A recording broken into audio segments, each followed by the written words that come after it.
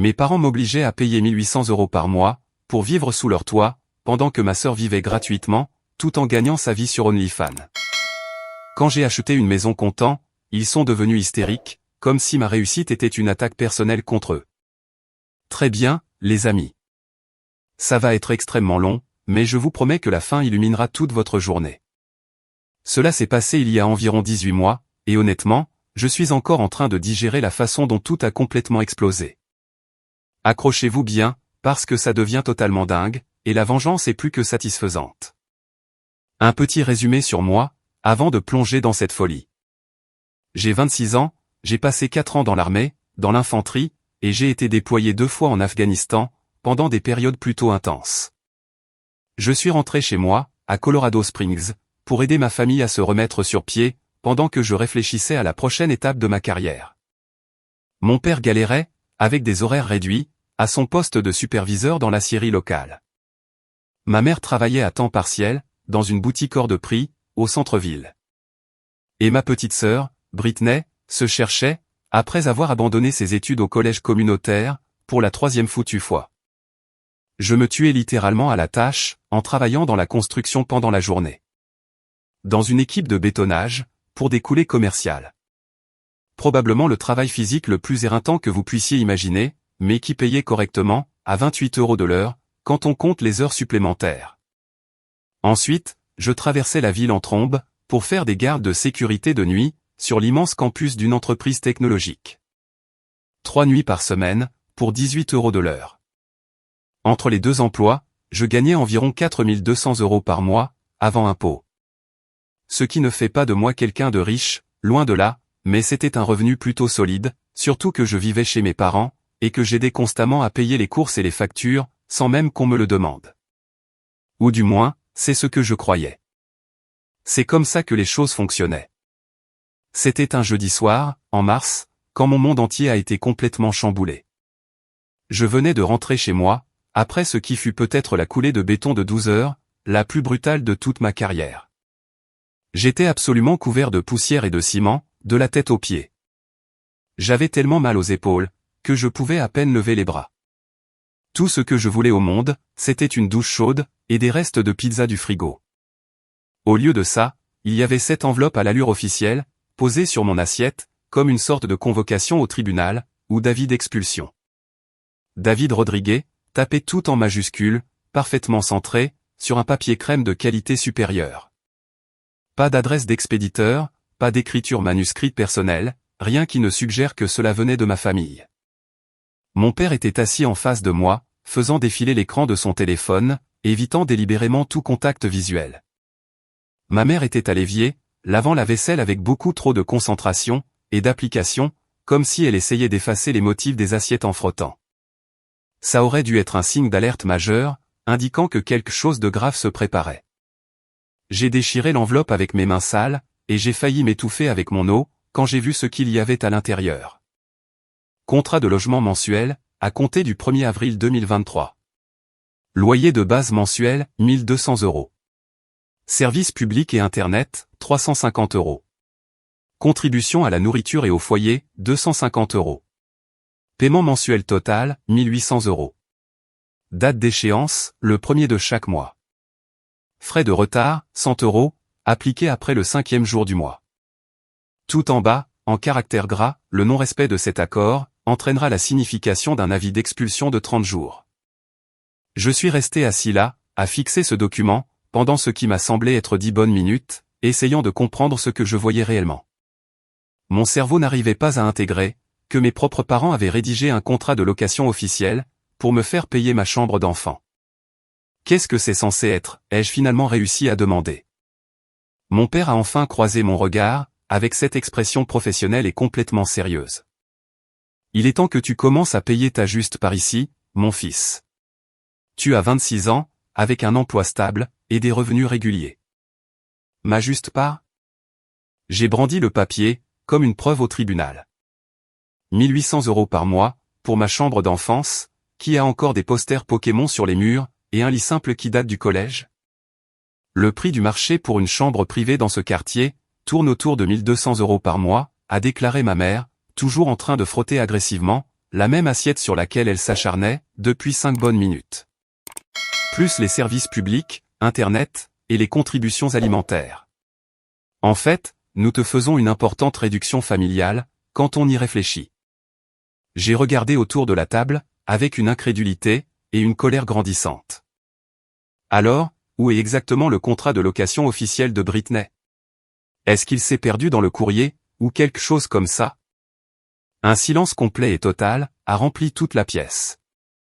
Britney traverse une période de transition très importante, dans sa vie en ce moment, a dit mon père prudemment, comme s'il avait répété cette réponse. Elle travaille extrêmement dur, pour développer son entreprise en ligne, et établir sa marque. Son entreprise en ligne, n'est-ce pas?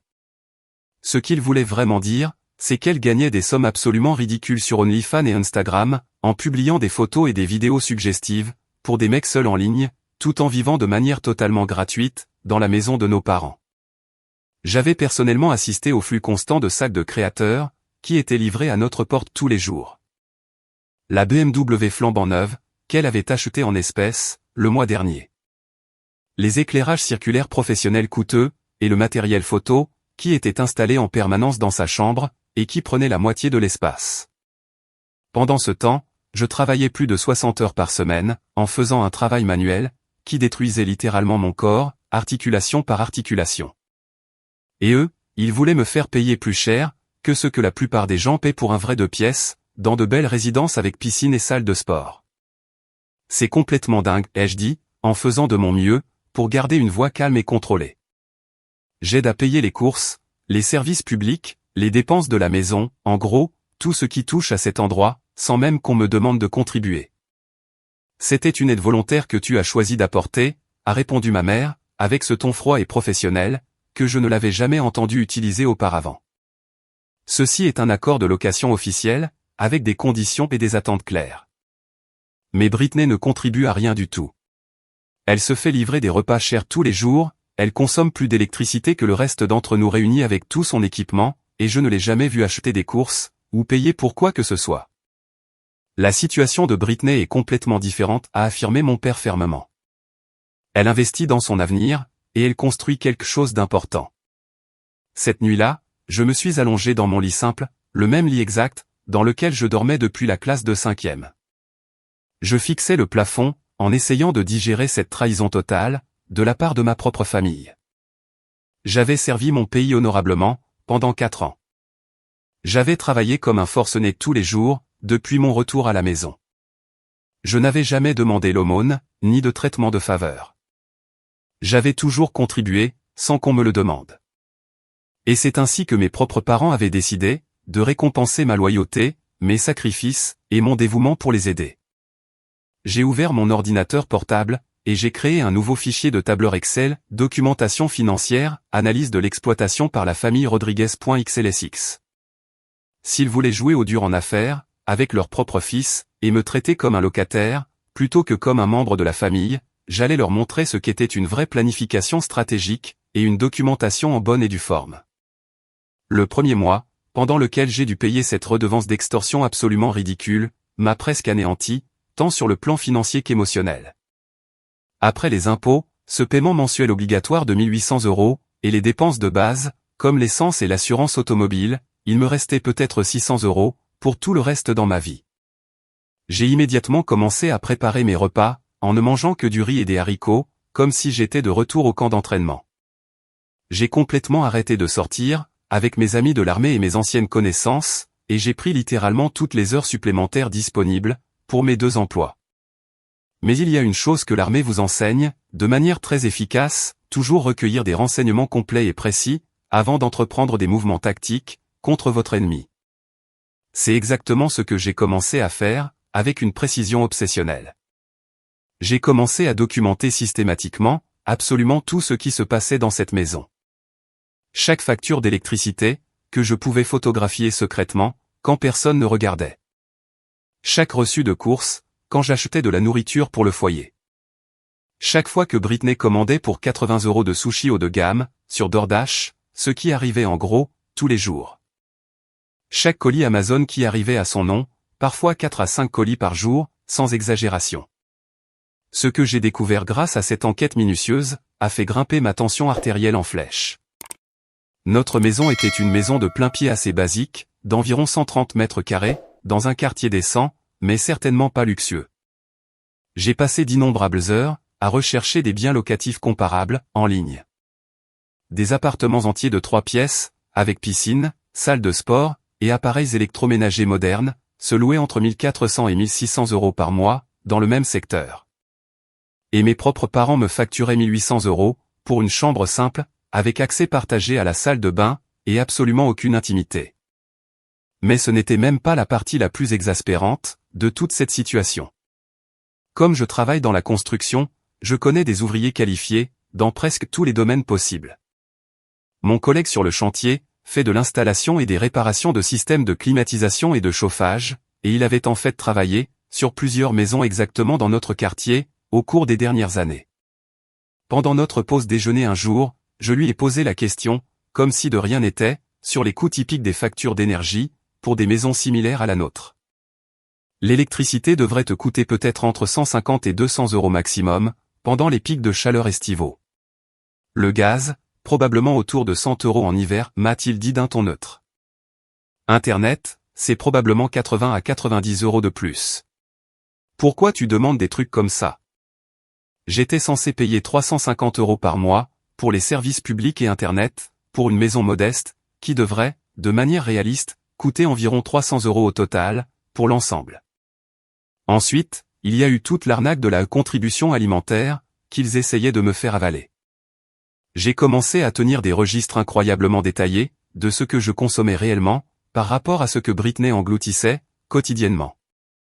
Elle commandait des repas chers, en livraison, littéralement tous les jours. Des plats thaïlandais de qualité, des sushis haut de gamme, ces endroits chics qui vendent des salades bio, à 18 euros pour ce qui n'est en fait que de la laitue et quelques légumes, des boissons au café spécial, qui coûtaient plus cher que tout le budget de mon déjeuner. Les courses que j'avais personnellement achetées pour le foyer, disparaissaient complètement du jour au lendemain, parce qu'elle invitait constamment, ses amis tout aussi parasites qu'elle, à dévaliser notre réfrigérateur et notre garde-manger, comme si l'endroit leur appartenait. Je payais 250 euros par mois de contribution alimentaire, pendant qu'elle consommait facilement plus de 600 euros, rien qu'en frais de livraison, chaque mois. De l'argent qui ne provenait certainement pas d'un emploi légitime, ni de son mystérieux budget de période de transition, que mes parents n'arrêtaient pas de mentionner. Le point de rupture absolu, qui m'a fait basculer, est survenu lorsque j'ai vu sa story Instagram. Elle exhibait un tout nouveau sac à main Louis Vuitton à 3000 euros, parfaitement mis en scène avec un éclairage professionnel, et la légende « Je me fais plaisir ». Blessed entrepreneur boss babe living my best life. Cette nuit-là, j'ai fait un sérieux travail de détective sur Internet, qui n'était probablement pas tout à fait légal. J'ai réussi à trouver son compte OnlyFans. Oui, c'était exactement aussi troublant et dégoûtant, que ce qu'on peut imaginer, en voyant sa propre sœur comme ça. Et j'ai utilisé des mathématiques de base, pour estimer ses revenus mensuels réels.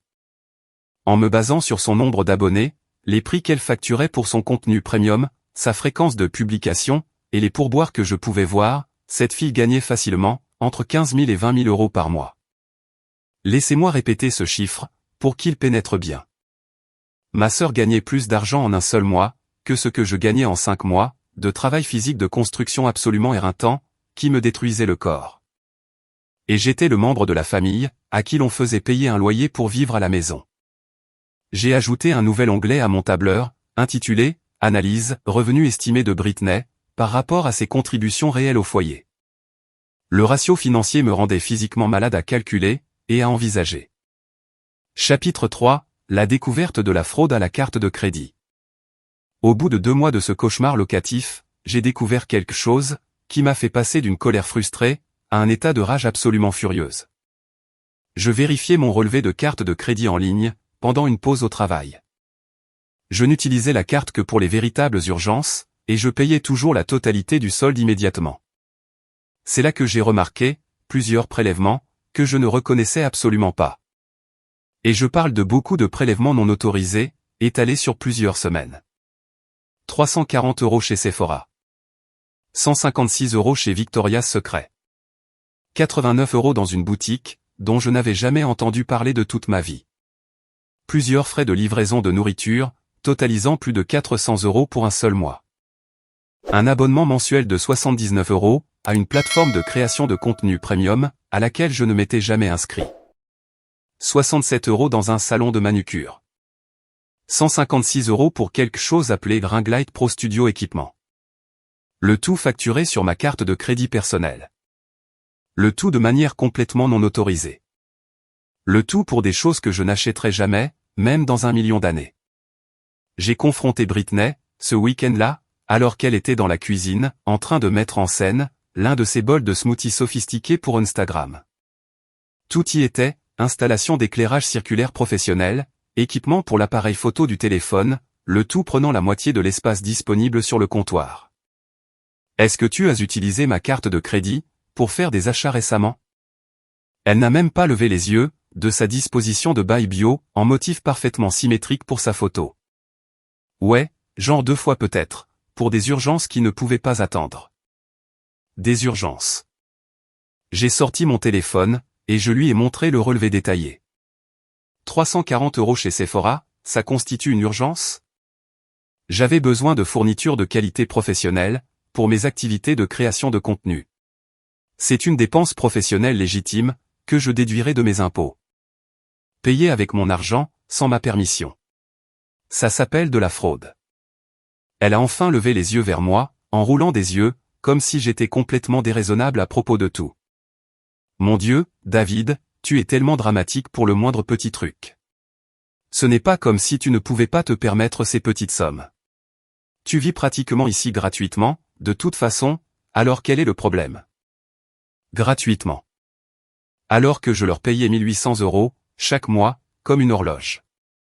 Tu ne peux absolument pas utiliser la carte de crédit de quelqu'un d'autre, sans sa permission explicite. C'est littéralement de la fraude à la carte de crédit, ce qui est un crime grave. Tu m'as donné le numéro de compte, cette fois où j'avais besoin d'argent pour des manuels scolaires, quand j'étais encore à l'école. C'était il y a plus d'1 an, pour des dépenses éducatives légitimes, dont nous avions discuté au préalable. Elle est retournée à sa mise en scène photographique complexe, comme si notre conversation était complètement terminée.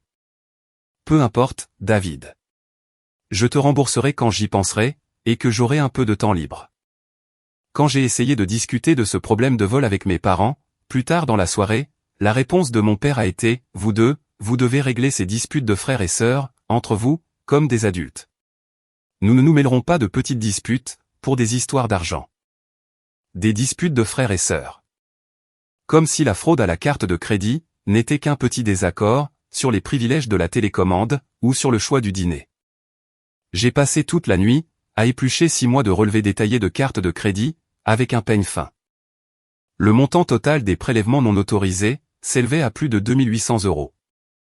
Presque 3000 € d'achats frauduleux, du maquillage, des vêtements chers, des livraisons de repas, des services d'abonnement et divers équipements pour les opérations de son entreprise. Mais le vrai coup de poing dans le ventre, qui m'a fait voir rouge, a été de découvrir un prélèvement de 500 € dans un studio de photographie haut de gamme, en centre-ville. Quand j'ai fait une recherche inversée sur l'adresse de l'entreprise en ligne, il s'est avéré que c'était un endroit spécialisé dans la photographie de boudoir et les services artistiques, avec un portfolio rempli de photos suggestives.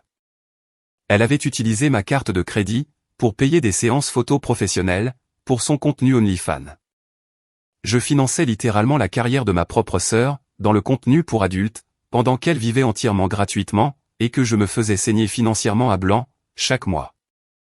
Cette nuit-là, j'ai ouvert une nouvelle fenêtre sur mon navigateur et j'ai commencé à chercher comment contester les frais frauduleux sur une carte de crédit.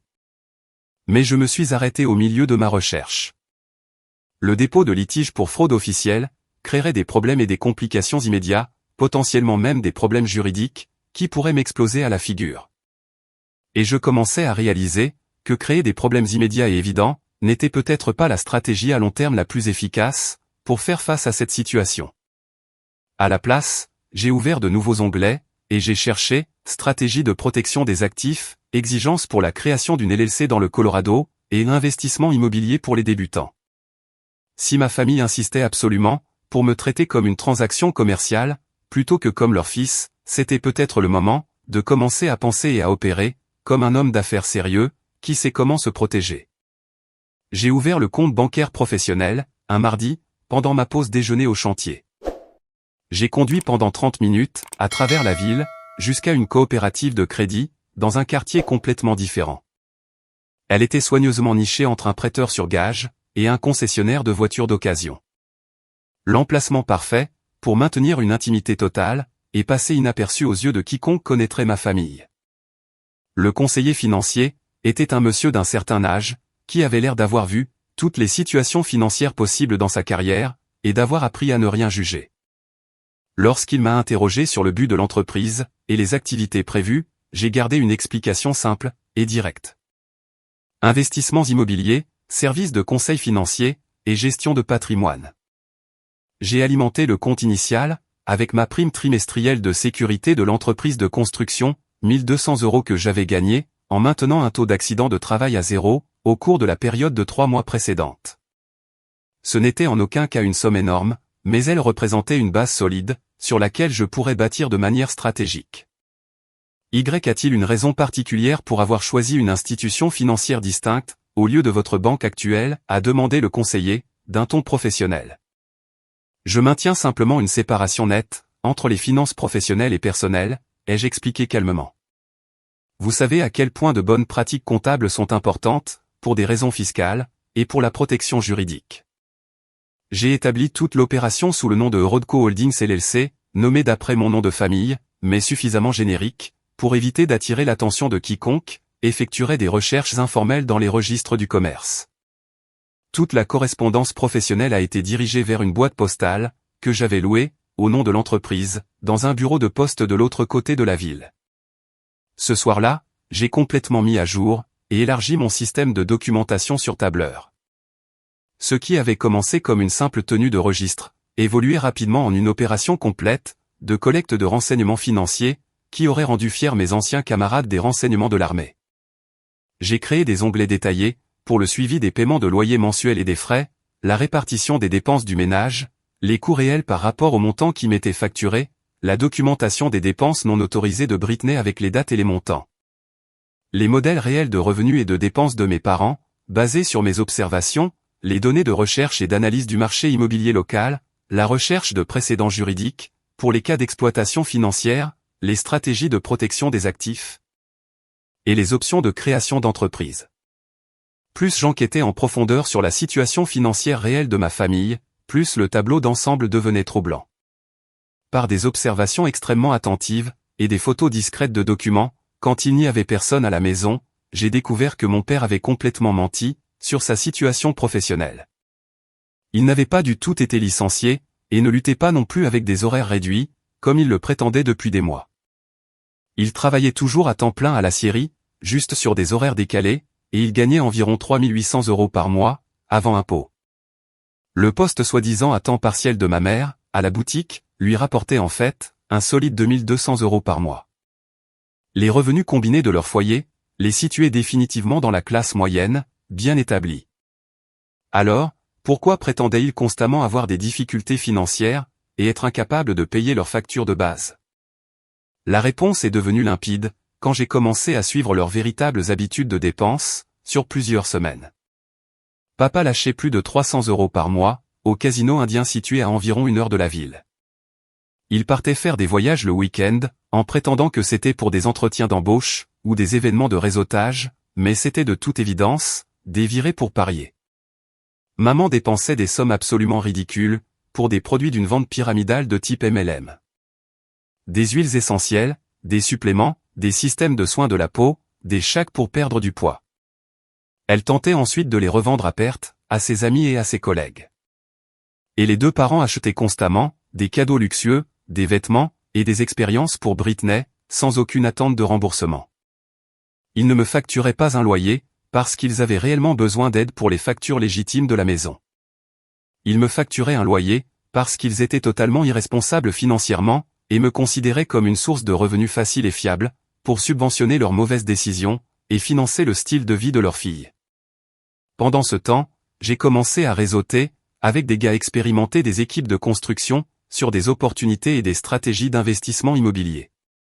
Le travail dans la construction donne accès à des informations privilégiées incroyablement précieuses.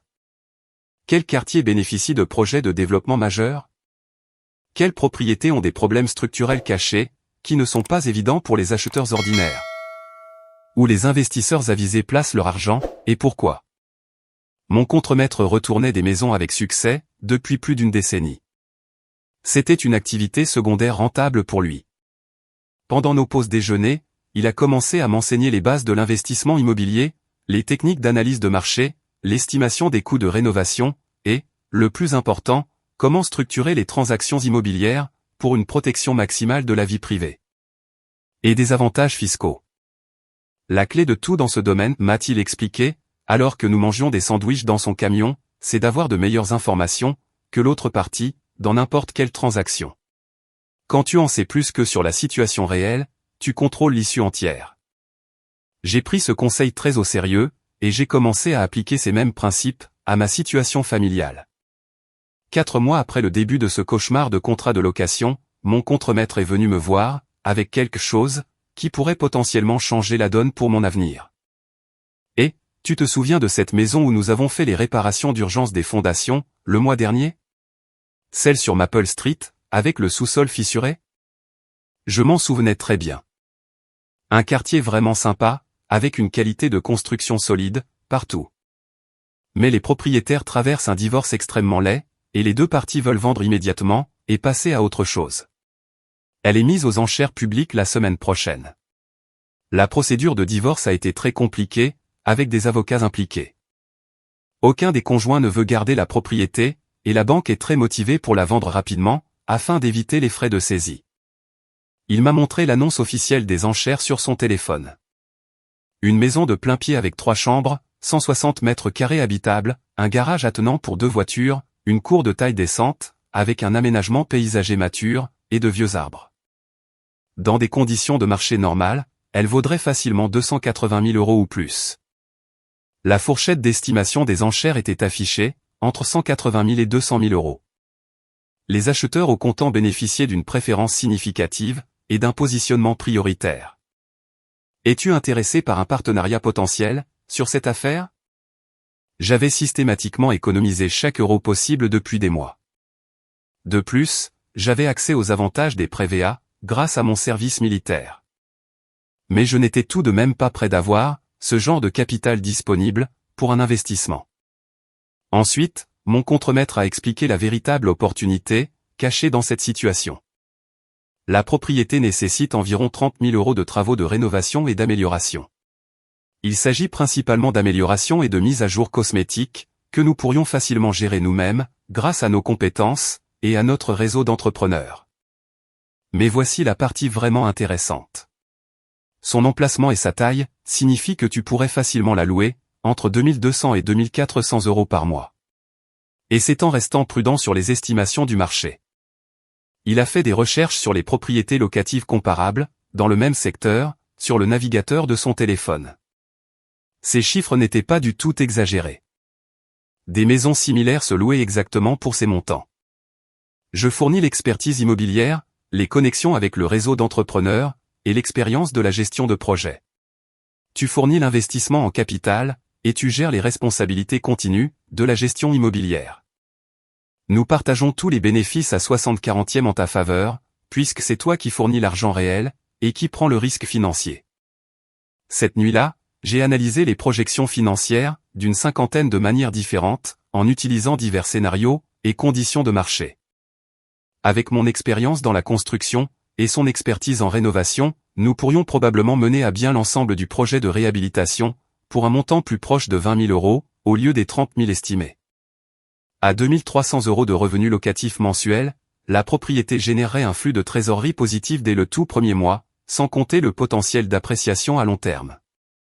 Plus important encore que l'argent lui-même, cela me donnerait quelque chose, dont j'avais désespérément besoin, un véritable moyen de pression, et une indépendance totale face à la manipulation financière de ma famille.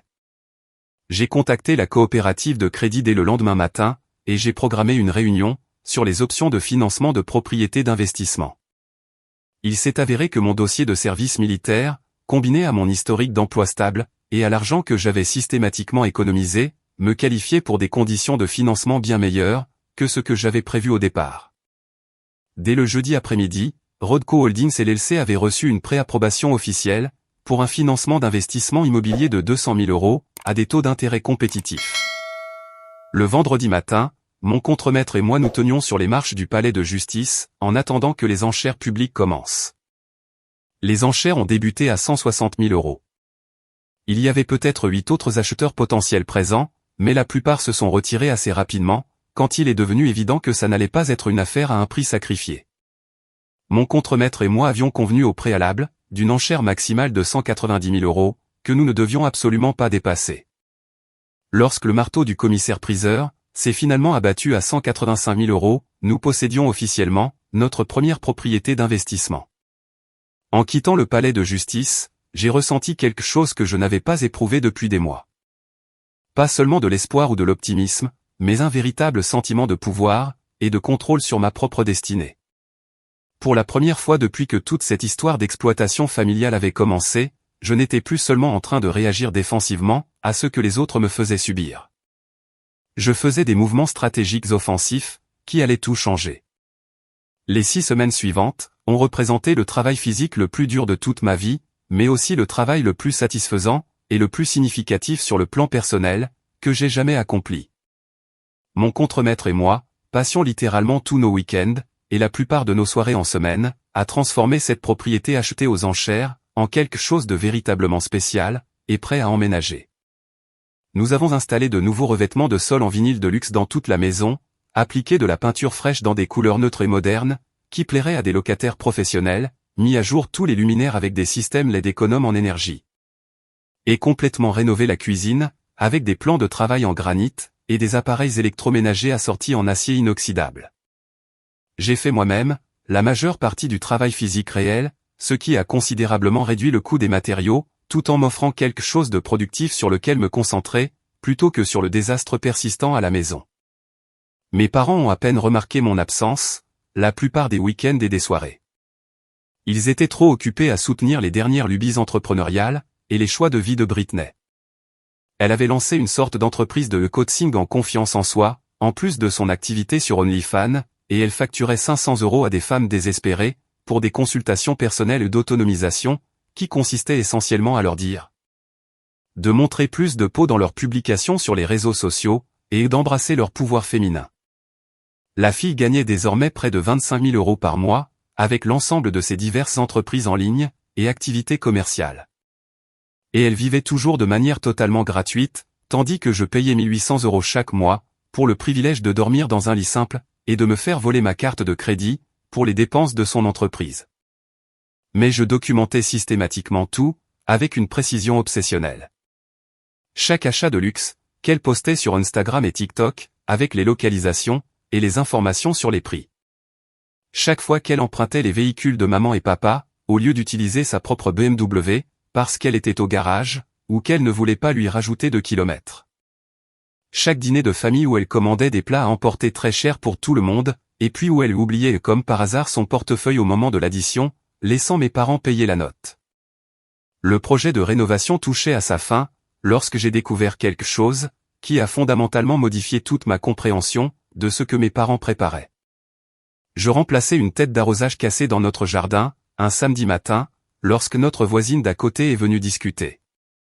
C'est une adorable dame âgée, qui vit dans le quartier depuis 30 ans, et qui remarque absolument tout ce qui se passe dans notre rue. « Tes parents se préparent à vendre la maison ?» a-t-elle demandé, d'un ton amical et curieux. « Quoi ? Non, vraiment pas. Pourquoi penseriez-vous cela ? Oh, j'ai vu un agent immobilier prendre des photos, et faire des mesures la semaine dernière. Une femme d'allure professionnelle, avec un porte-bloc et un mètre ruban. J'ai pensé qu'il se préparait peut-être à mettre la propriété en vente. Mon estomac a plongé, jusqu'au sol. Quel agent immobilier ? Quand est-ce que c'était, exactement ? Elle a décrit une femme d'allure professionnelle, qui avait passé environ 1 heure à photographier la maison, sous plusieurs angles, à mesurer diverses pièces, à prendre des notes détaillées sur des documents officiels. Un dispositif professionnel complet, avec des cartes de visite, et des documents à en-tête. Cette nuit-là, j'ai mené des recherches en ligne approfondies, sur l'activité immobilière locale. J'ai trouvé le nom de l'agent, via le système de base de données MLS, que mon contremaître m'avait appris à utiliser. J'ai appelé son bureau dès le lendemain, en me faisant passer pour un acheteur potentiel, intéressé par les propriétés du quartier. Oh oui, la propriété Rodriguez sur Pine Street a-t-elle immédiatement confirmé. Nous ne sommes pas tout à fait prêts à publier l'annonce officiellement pour le moment, mais les propriétaires envisagent clairement le printemps comme calendrier de vente. Étiez-vous spécifiquement intéressé par ce quartier précis? Mes parents prévoyaient secrètement de vendre la maison de notre famille, la même maison exacte pour laquelle ils me facturaient 1800 € par mois pour y vivre. Et cela, sans rien me dire de leur plan, ni de leur calendrier. J'ai raccroché le téléphone, et j'ai immédiatement appelé mon contremaître. En combien de temps peut-on rendre notre propriété locative totalement prête, pour des locataires? 2 semaines maximum, peut-être 10 jours si on force vraiment, et qu'on fait de longues heures. Pourquoi cette soudaine urgence? Parce que je crois que je suis sur le point de me retrouver sans domicile, et que j'ai besoin d'accélérer tout notre calendrier, avant que ça n'arrive. Ce week-end-là, mon contremaître et moi avons travaillé jour et nuit, sans relâche, pour finir chaque détail restant. Le vendredi soir suivant, la maison était totalement prête à être louée, et elle était magnifique. Nous l'avons mise en ligne le samedi matin, avec des photos professionnelles, qui la faisaient ressembler à un article de magazine. Dès le dimanche soir, nous avions 12 candidatures qualifiées, et une liste d'attente croissante, de locataires potentiels intéressés. Le couple que nous avons sélectionné, correspondait absolument à tous nos besoins. De jeunes professionnels à l'approche de la trentaine, tous deux avec des emplois stables, et d'excellents scores de crédit, et aucun antécédent douteux, dans leur histoire de location. Ils voulaient emménager immédiatement, et ont même proposé 2400 € mensuels, soit 100 € de plus que notre prix demandé. Mon contremaître a souri, lorsque nous avons signé le contrat de location. Félicitations, partenaire. Tu es officiellement un propriétaire à succès, avec un flux de trésorerie positif. Mais à ce moment-là, je ne pensais pas aux revenus locatifs, ni au succès en affaires. Je pensais à la phase finale, de ce que je prévoyais de faire ensuite, et à quel point cela allait être satisfaisant. Chapitre 7. L'option nucléaire, et la victoire totale. J'ai déménagé un mercredi matin, alors que tout le monde était, comme prévu, absent de la maison, suivant ses routines habituelles. Britney avait sa session de création de contenu hebdomadaire, dans un studio de photographie du centre-ville. Maman était à la réunion de son club de lecture, et papa était au casino, faisant semblant d'assister à un entretien d'embauche, ou à un événement de réseautage. Cela faisait des semaines, que je transférais discrètement mes biens importants, dans un garde-meuble. Il ne restait donc pas grand-chose, dans ma chambre. Des vêtements essentiels, mon ordinateur portable, quelques objets personnels à valeur sentimentale, de mon service militaire. Tout ce qui comptait vraiment pour moi, tenait facilement dans mon pick-up, et il y avait même encore de la place. Sur la table de la cuisine, j'ai laissé ma clé de la maison, avec un seul morceau de papier, portant un message bref, et professionnel. Avec effet immédiat, je résilie mon contrat de location, pour cette propriété. Le dernier paiement du loyer, a été effectué le 1er mars, comme convenu. Tous les services publics et services enregistrés à mon nom, seront déconnectés dans les 48 heures. Les communications futures devront être adressées, par l'intermédiaire de Rodco Holdings LLC, à la boîte postale 2847, Colorado Springs, Colorado. David Rodriguez. Pas d'appel à l'émotion, pas d'explication détaillée, pas de place pour la discussion, ou la négociation. De purs faits commerciaux, exposés avec la même précision impersonnelle, qu'ils avaient utilisée, dans cette première facture. Mais voici où l'histoire devient vraiment satisfaisante, pour tous ceux qui ont lu jusqu'ici. Ce que ma famille ne réalisait pas, c'est que j'avais mené des recherches bien plus poussées, que celles sur la valeur des propriétés, et le marché locatif. Au cours des derniers mois, j'avais enquêté en profondeur sur leur situation financière, leurs transactions commerciales, et, plus important encore, sur les opérations commerciales en ligne de Britney, et sur sa conformité avec la loi. Il s'avère que ma sœur entrepreneuriale avait commis d'énormes erreurs, qui étaient sur le point de la rattraper. Première grande découverte, elle n'avait jamais déclaré ses revenus substantiels provenant d'OnlyFans, à l'IRS, le fisc américain. Nous parlons de plus de 200 000 € de revenus totalement non déclarés, au cours de la dernière année et demie. C'est du domaine de l'évasion fiscale fédérale, avec de sérieuses conséquences juridiques, y compris la prison potentielle. Deuxième découverte, elle utilisait l'adresse de la maison de nos parents, pour toute sa correspondance commerciale, ses documents fiscaux, et sa paperasse légale. Ce qui signifiait que lorsque l'IRS viendrait inévitablement enquêter, il trouverait maman et papa, répertoriés comme complices potentiels de fraude fiscale. Troisième découverte, et c'était la partie la plus magnifique. Elle faisait de la publicité, et filmait son contenu OnlyFans, en utilisant des photos et des vidéos, prises dans toute la maison de nos parents, chambre principale, salon, cuisine, jardin, en gros toutes les pièces. Ce qui signifiait qu'ils exploitaient techniquement, une entreprise commerciale de divertissement pour adultes, à partir d'une propriété résidentielle, en violation directe, d'environ 6 ordonnances municipales différentes, et règlements de copropriété. Mais je n'ai pas juste signalé ces violations de manière anonyme, aux autorités appropriées, immédiatement. Cette approche aurait été trop simple, et directe. J'ai préféré attendre patiemment, le moment parfait, pour maximiser l'impact. Environ 2 semaines après avoir déménagé, et établi mon indépendance, j'ai reçu le coup de téléphone, que j'anticipais. La voix de papa était tendue, avec une panique et un stress, qu'il arrivait à peine à dissimuler. David, il faut vraiment qu'on se parle, immédiatement. Peux-tu venir à la maison tout de suite? Je n'habite plus là-bas, tu te souviens?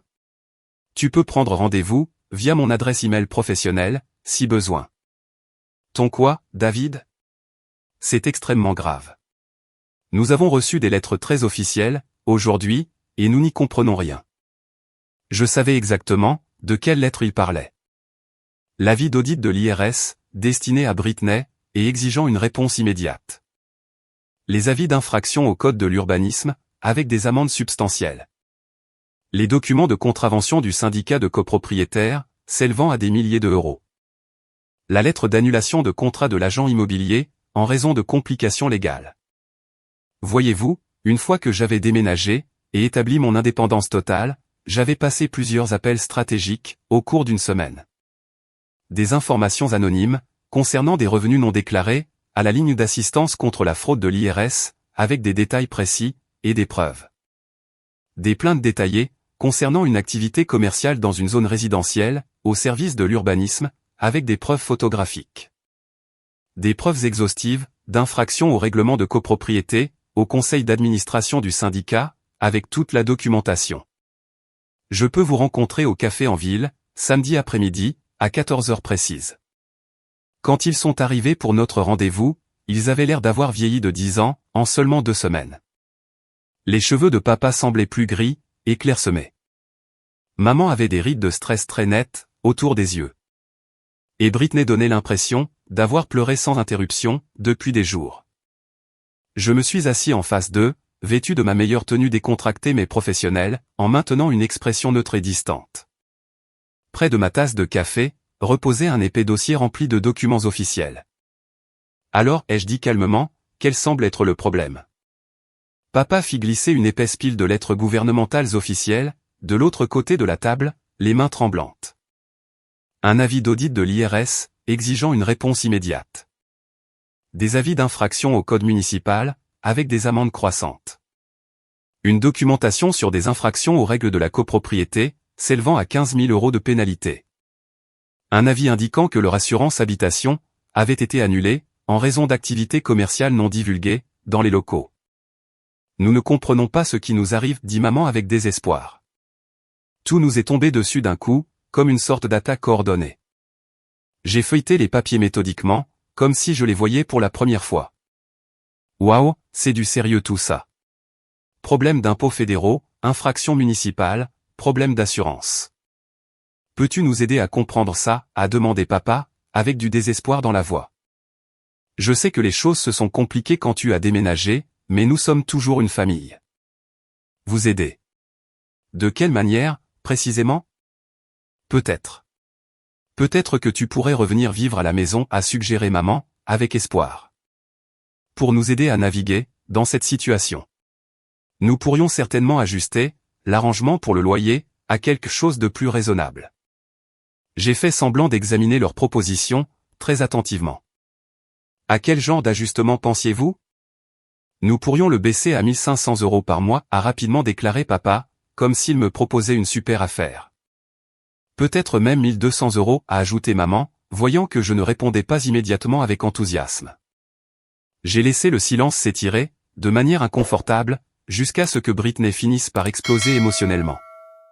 C'est complètement ridicule. David, aide-nous, tout simplement. Tu sais bien que je peux payer, quelles que soient ces stupides amendes. En fait, ai-je répondu calmement, en ouvrant mon dossier de documentation, c'est là une grande partie du problème auquel nous sommes confrontés. J'ai étalé des copies de tout ce que j'avais documenté systématiquement, depuis des mois. Les relevés bancaires, montrant ces schémas de revenus non déclarés. Les captures d'écran de ces posts sur les réseaux sociaux, avec du contenu publicitaire filmé à l'intérieur de la maison. Les copies imprimées des arrêtés municipaux, qu'elle avait enfreints. Les explications du Code des impôts, mettant en évidence ses obligations légales, et les pénalités encourues. Britney, d'après mes recherches et mes calculs, tu dois environ 78 000 € en impôts fédéraux, plus des pénalités substantielles, et des intérêts de retard. Les amendes de la ville s'élèveront à environ 25 000 € si tu ne cesses pas immédiatement toutes tes opérations commerciales. Et comme toute cette activité illégale se déroulait à l'adresse enregistrée par maman et papa, je me suis tourné pour regarder mes parents droit dans les yeux. Vous êtes considérés comme des complices légaux, en vertu de la loi fédérale. La couleur a complètement disparu du visage de papa. Qu'est-ce que ça veut dire, exactement? Ça veut dire que l'IRS peut aussi s'en prendre à vos biens. Maison, véhicule, compte bancaire, épargne retraite. Tout ce que vous possédez peut être saisi pour payer ses dettes. Britney fixait les documents, comme s'ils étaient écrits, dans une langue étrangère totalement inconnue. Mais je ne savais pas que je devais payer des impôts sur ces revenus. Personne ne me l'a dit.